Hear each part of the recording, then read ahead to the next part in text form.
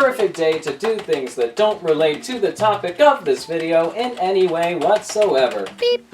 Oh golly gee, I just got a text message on my cellular phone. I wonder what it could be. You hit 10,000 subs. Well,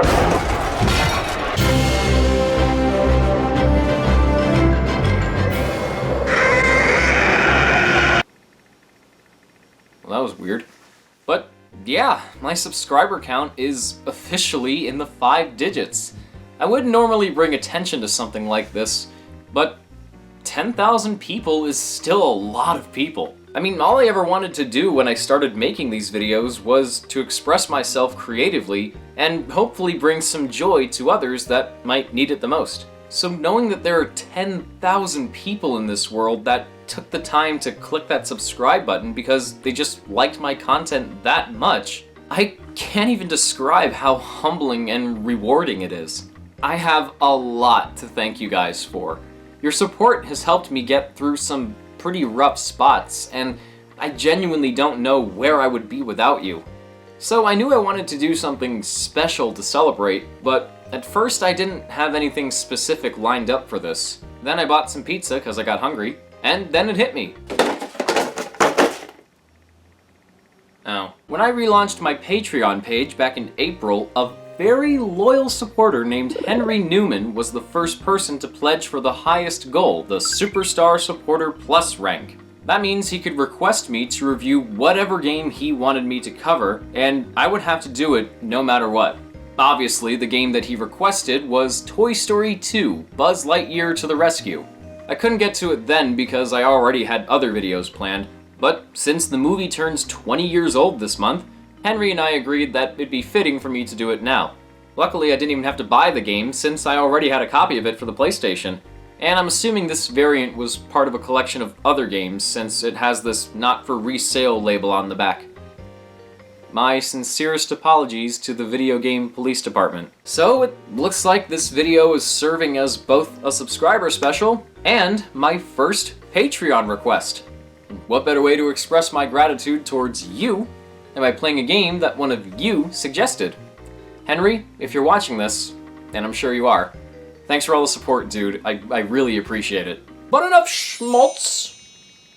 I don't know what that was. Don't judge me. Let's just get things started. What can you say about Toy Story that hasn't already been said about 1,000 times now? Probably nothing, but for me, these movies were a huge part of my childhood, especially the original. In fact, this was the very first movie I ever remember watching, and I was absolutely hypnotized by it. The characters were so memorable, the plot was so engaging, the animation was so incredible. Except when it was hideously dated. This movie really seemed to connect with both kids and adults on a number of levels, and nowadays, everybody loves Toy Story. Unless you don't, in which case you probably forgot to pick up your soul from the Lost and Found. I might be pushing it a bit, but it really was revolutionary for its time, as it was the first fully computer-animated feature, and it was the film that made Pixar Animation Studios into a household name. And of course, it spawned a whole bunch of sequels, including the vastly superior Toy Story 2 in 1999, the slightly corny but still emotionally satisfying Toy Story 3 in 2010, and the it was alright Toy Story 4 just this past year. Bottom line, I'm a huge Toy Story fan, though I haven't really tried most of the games. I played Toy Story on the Super Nintendo from time to time when I was about 4 or 5, and I've seen this PC game promo on my VHS copy of the first movie so much that it's practically burned into my brain. You win! What a great game! I think I'm getting nostalgia just thinking about it. But that's about it as far as personal experience goes. This'll actually be my first time fully completing Toy Story 2 on the PlayStation, so I don't entirely know what to expect. I know it's supposed to be a really good 3D platformer. I know I should avoid the Dreamcast version because major oof. And I know it was made by Traveler's Tales. Their resume's pretty solid, right? I mean, surely they don't have any bad games under their belt whatsoever. Ooh. Well, I guess they can't all be winners.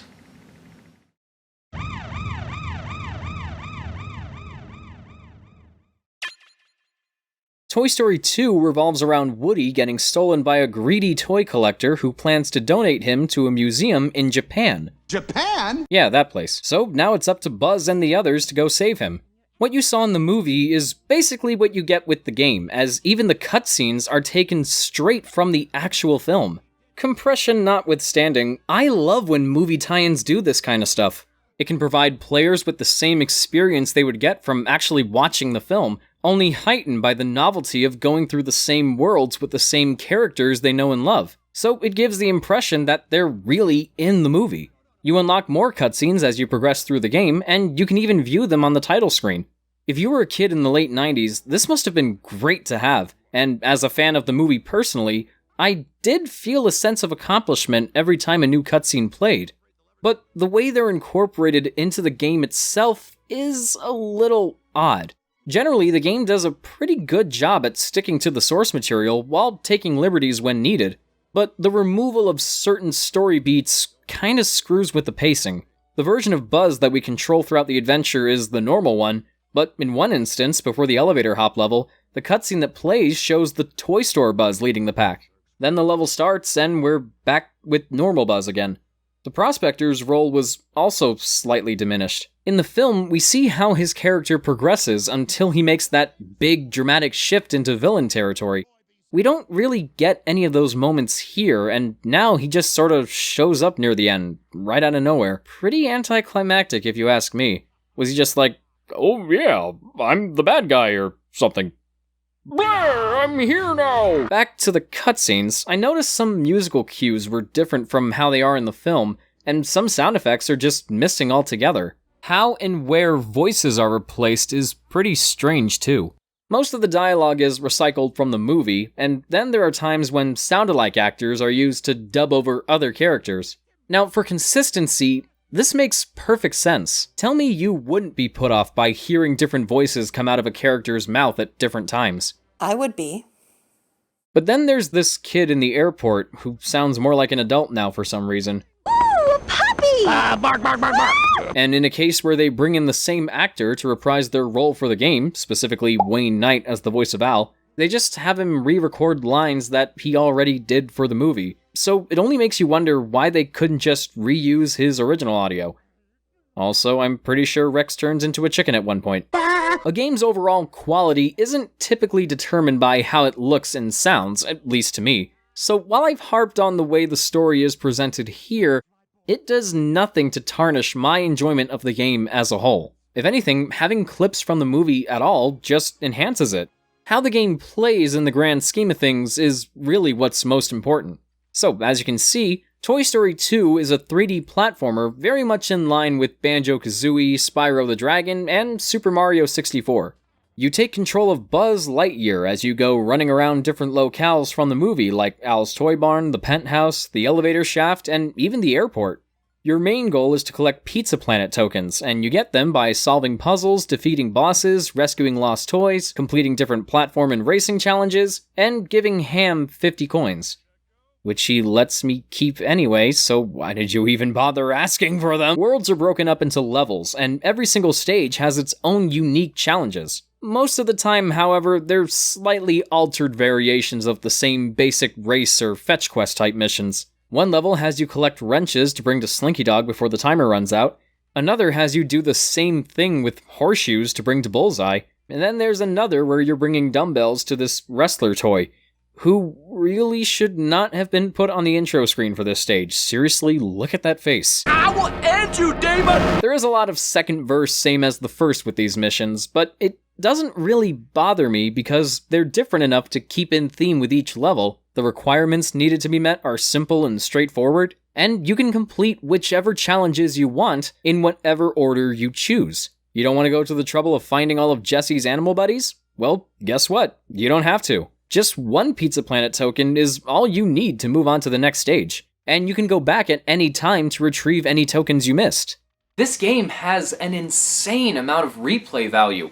It doesn't require you to complete it in a concrete fashion. It's all about making your way to the end, and how you get there is entirely up to you. It's very laid back. Almost too laid back. Anyway, Buzz is pretty versatile, as any good Space Ranger should be. He has a double jump, he can push things, climb things, stomp on things, grab onto ledges, travel down zip lines, but his Crash Bandicoot impression needs some work. And apparently his laser isn't just a light bulb after all, as you can fire it at enemies, and it's really quite deadly. You could even go into a first-person view to switch between targets, though unfortunately you can't walk around in this mode. I do like how you can see a reflection of Buzz's face inside the helmet. That's a nice touch. He also has a spin attack that can be charged to let him spin around like a tornado.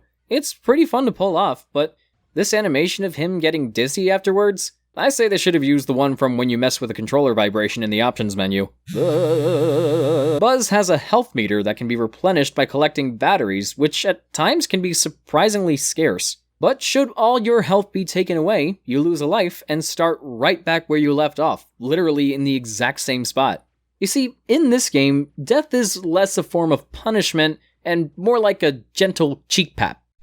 I only died about 3 times during my playthrough, so I never really worried about getting a game over. Could have gone without the knockback, though. Every time Buzz takes a hit, he gets knocked back like Simon Belmont in the Castlevania games. At its most tolerable, it's during sections when there aren't a lot of enemies around, so I can recover pretty easily. At its worst, it's when I'm doing a series of intricate platforming while going for a Pizza Planet token, only for something to hit me from off screen and knock me down, forcing me to go back to where I started and redo all that platforming from the very beginning. What doesn't help is the controls. I'm not talking about the camera per se, it's a little slow, but it works just fine. It's handling Buzz himself that I find to be a bit slippery and jittery. I can make precise jumps about 70% of the time, but for the other 30%, he always seems to slip off the platform when I really don't want him to. Grabbing ledges feels pretty clumsy as well. Sometimes, no matter how far I hold up on the analog stick when jumping from one place to another, it takes way more tries to pull off than necessary, and it only seems to work sporadically. And I feel bad because I love how much space each world gives you to explore. These levels are so tightly designed, running around feels great. There's always something to interact with, secrets to uncover, friends that can't seem to stop screaming my name even when I'm right next to them.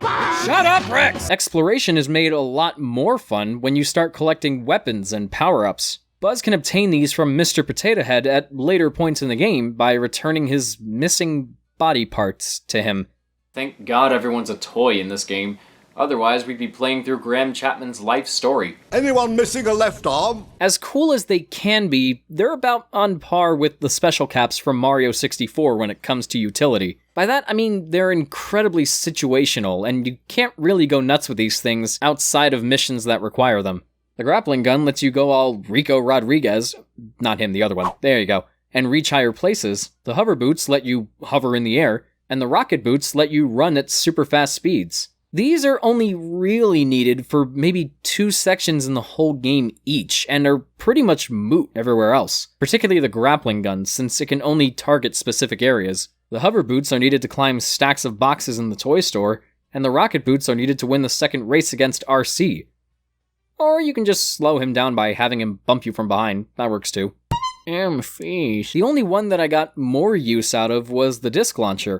Fundamentally, it's a stronger laser, just with Buzz throwing discs. Though, like with the other ones, it's not readily available to you unless you find it nearby. If the power-ups were permanent upgrades that could be switched out at any time, then I think it could make traversing through each level a little more interesting. But then again, Mario 64 didn't need traditional power-ups to keep players engaged, because the free-roaming exploration worked well enough on its own.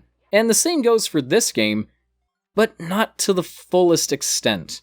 I may have spoken highly of how open-ended Toy Story 2 is, but I've also had my fair share of tedium and frustration. The worst of it was in the construction yard level. So I'm climbing around these girders, and it's taken me a bit to reach the top. Then once I got there, I entered a boss fight. I figured I can just shoot at him until he died, since that's how most of the other boss fights played out. But none of my attacks were hurting him at all. Then it turned out I needed to get the disc launcher from Potato Head to beat the boss, meaning I had to jump off the girders, carefully climb back up to find his missing eye, fall back to the ground to give it to him, get the disc launcher, and then climb all the way back up to fight the boss again.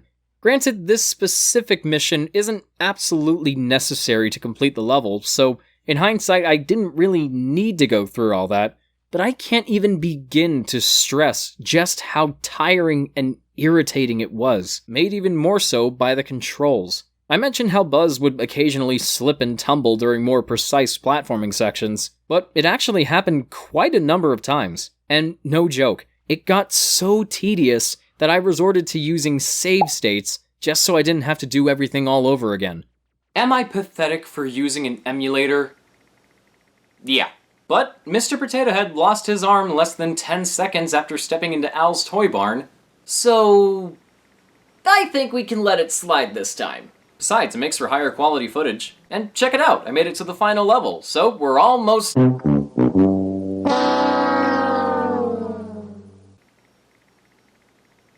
I knew there was a catch. The game really pulled the rug out from under me, didn't it? Here I was, thinking I didn't have to go too crazy with collecting Pizza Planet tokens, and now the final level is locked behind a set total requirement.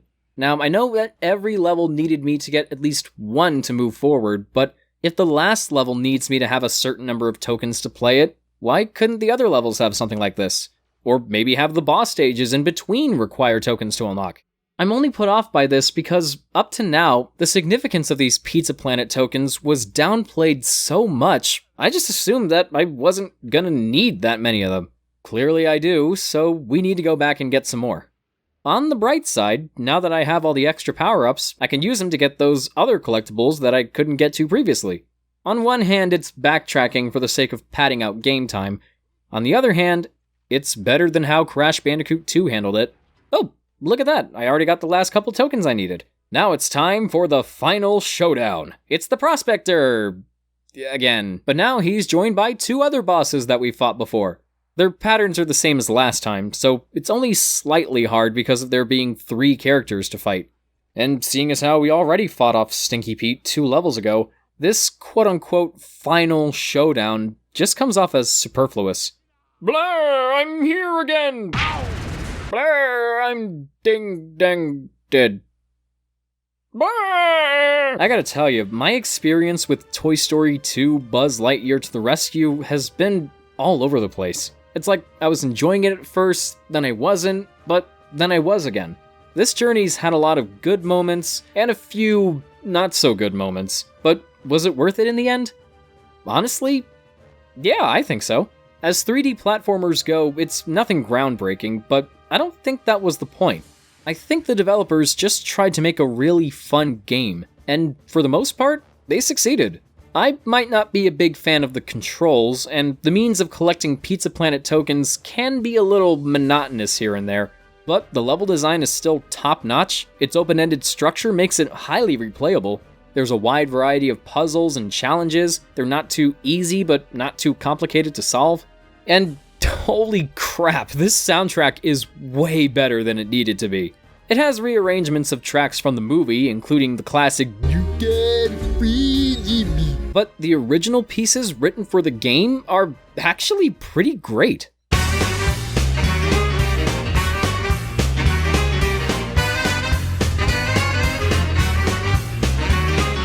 The visuals are quite nice for the time. Levels have their own distinctive set pieces, the frame rate stays consistent throughout, and the character models are decently rendered.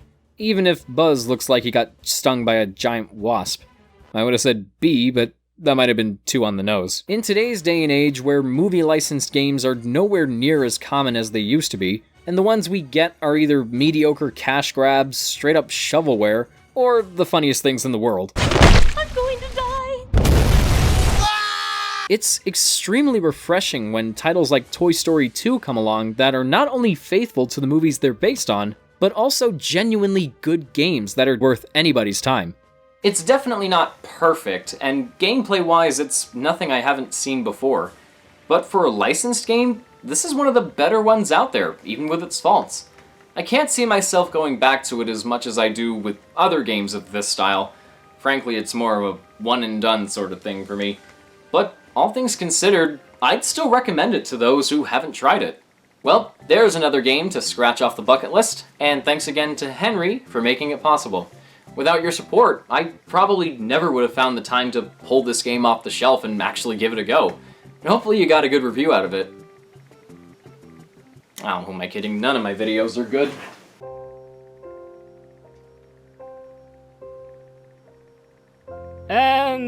Mark?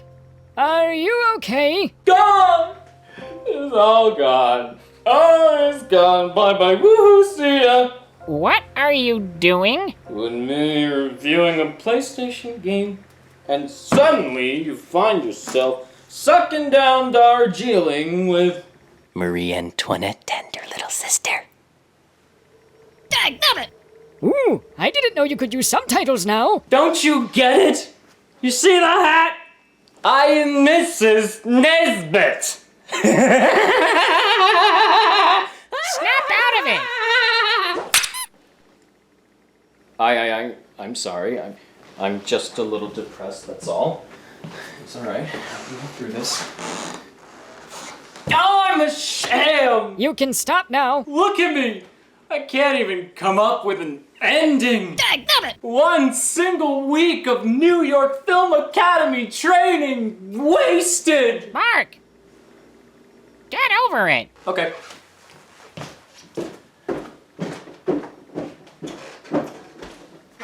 He is a sad, strange little man. Dadgummit! Aldo! Thanks for watching, everybody. And, as always, a very special thank you to the patrons whose names are scrolling across the screen right now, as well as my superstar supporters for this month, Henry Newman and Jake Winans, Henry of which is the guy responsible for giving you the video that you just saw. So, thanks, Henry. If you'd like to support me as well, then please consider pledging to my Patreon page or becoming a sponsor by clicking the join button. These are totally optional, but it would absolutely mean a lot to me if you gave them a look. And if you want to stay updated on my future uploads, then be sure to click that bell icon so you can be part of my notification squad. Thanks again for watching, and with that said, this is Mark, bidding all of you a smashing farewell. Bye-bye, everyone, and happy Thanksgiving.